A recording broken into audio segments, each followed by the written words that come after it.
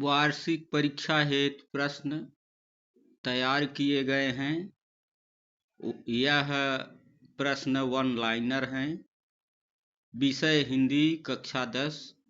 प्रस्तुतकर्ता मैं सुखचंद साकेत। लोक शिक्षण संचालनालय भोपाल हेतु निर्देशित किया गया है, जिसमें हिंदी के क्षितिज भाग 2 के काव्य खंड से लिया गया है।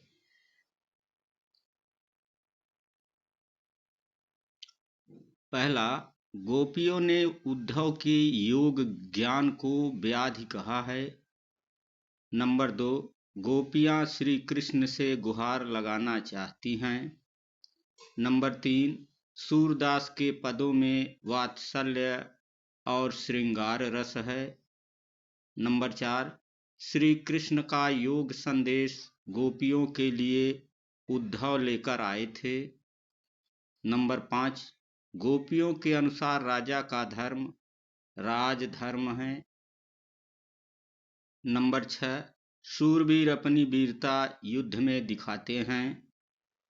नंबर 7, उत्साह कविता में बादल क्रांति का प्रतीक है।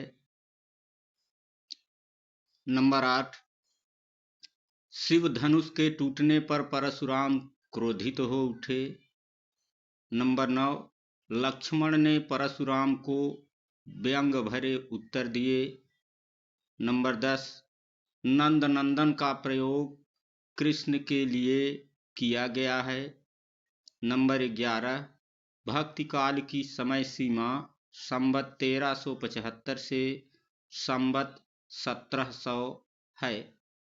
नंबर 12, प्रयोगवाद के जनक अज्ञेय माने जाते हैं। नंबर 13, आचार्य रामचंद्र शुक्ल के अनुसार हिंदी पद्य साहित्य का दूसरा काल रीतिकाल है। नंबर 14, सूरदास की प्रमुख रचनाएं सूरसागर और सूरसारावली है। नंबर 15, राम लक्ष्मण परशुराम संवाद रामचरितमानस के बालकांड से लिया गया है। नंबर 16, सीता स्वयंवर में श्री राम द्वारा शिव धनुष को भंग किया गया था। नंबर 17, गोपियों ने भ्रमर के बहाने उद्धव पर व्यंग्यबाण छोड़े। नंबर 17, उद्धव ने निर्गुण ब्रह्म एवं योग का उपदेश देकर गोपियों की विरह वेदना को शांत करने का प्रयास किया। नंबर 19, गोपियों द्वारा उद्धव को राजधर्म यानी प्रजा का हित याद दिलाया। नंबर 20, गोपियों ने हारिल की लकड़ी श्री कृष्ण को कहा है। नंबर 21, उद्धव के द्वारा दिए गए योग के संदेश को सुनकर गोपियों की विरहाग्नि और अधिक बढ़ जाती है। नंबर 22, गोपियों के जीने का प्रमुख आधार श्री कृष्ण के वृंदावन आने की आशा। नंबर 23, गोपियों ने स्वयं को भोरी इसलिए कहा क्योंकि वे छल कपट और चतुराई से दूर थीं। नंबर 24, प्रीति नदी अथवा प्रेम की नदी में उद्धव ने अपने पैर नहीं डुबोए। नंबर 25, गोपियों ने अपना प्रेम भाव श्री कृष्ण के लिए व्यक्त किया है। नंबर 26, गोपियों ने हरि यानी श्री कृष्ण की तुलना हारिल से किया है। नंबर 27, गोपियां उद्धव का संदेश योग संदेश नहीं सुनना चाहती थीं। नंबर 28, मधुकर शब्द का प्रयोग उद्धव के लिए किया गया है। नंबर 29, सूरदास के उपास्य गुरु का नाम श्री कृष्ण था।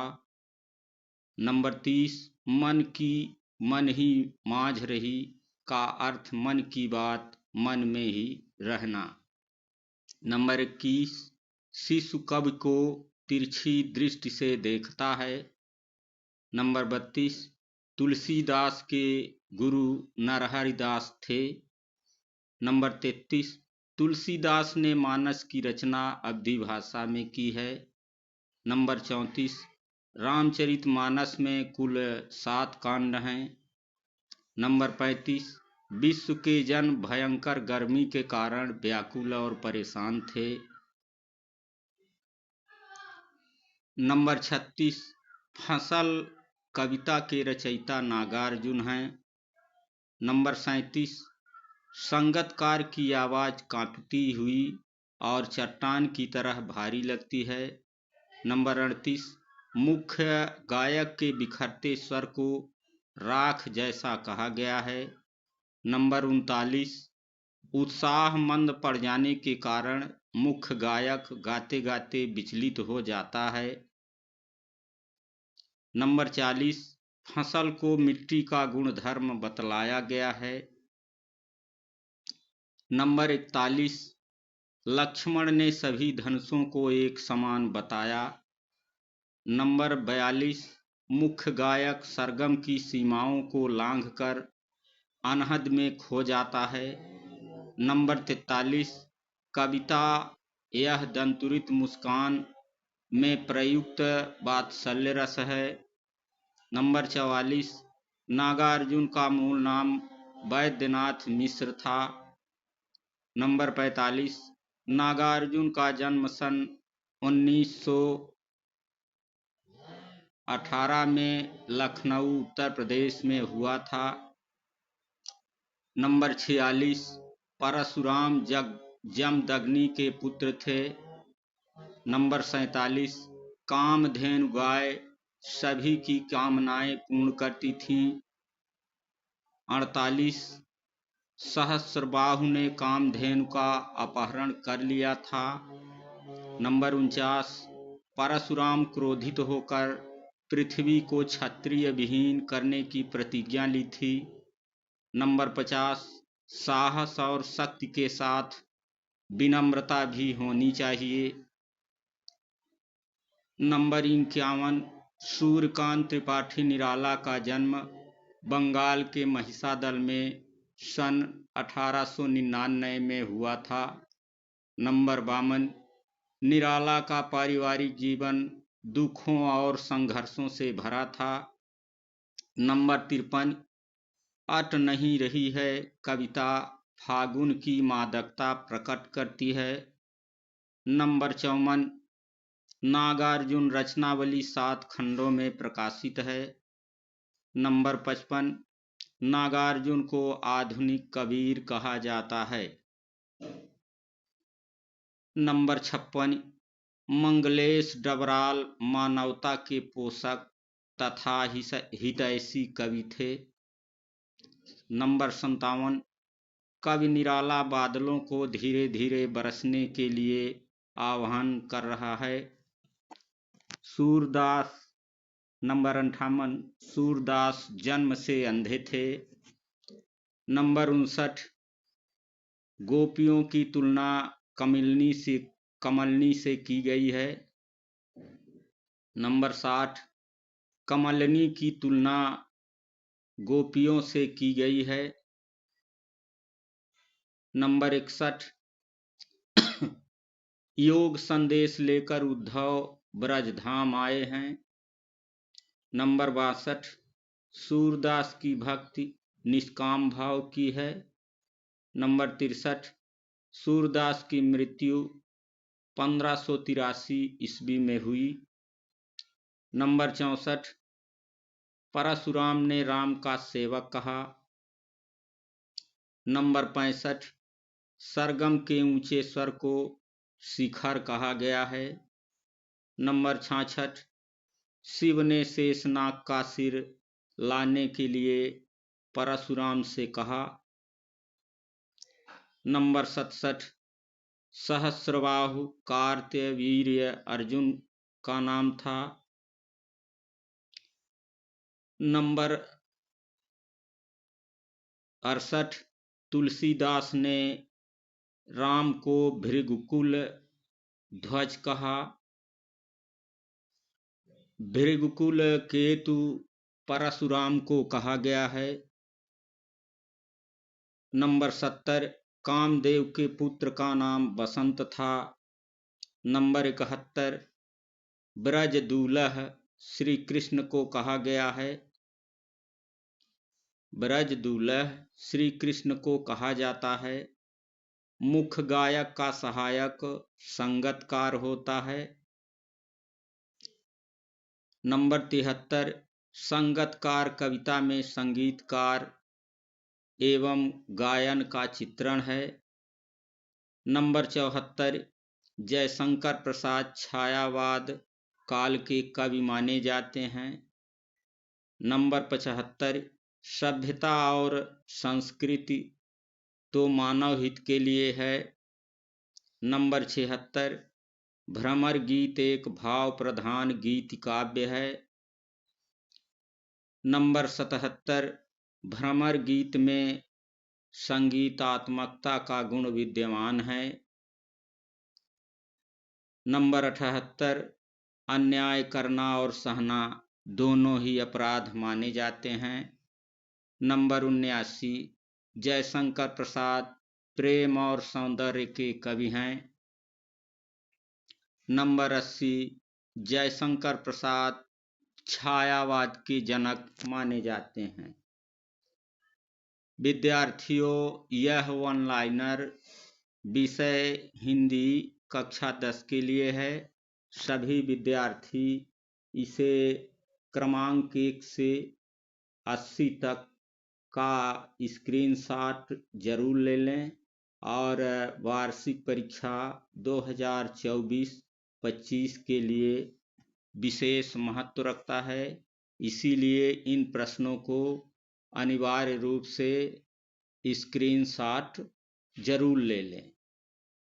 साथ ही साथ जो यह वन लाइनर प्रश्न हैं वह आपके ज्ञान में वृद्धि प्रदान करेगा, अतः आप इन्हें क्रम से स्क्रीनशॉट जरूर लें।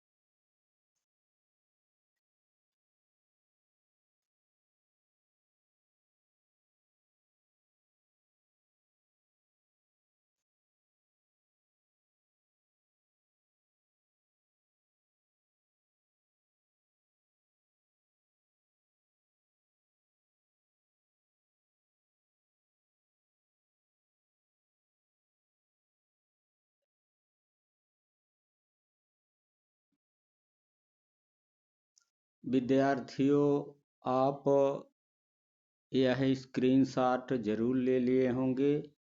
इसी के साथ यह पार्ट 1 समाप्त होता है।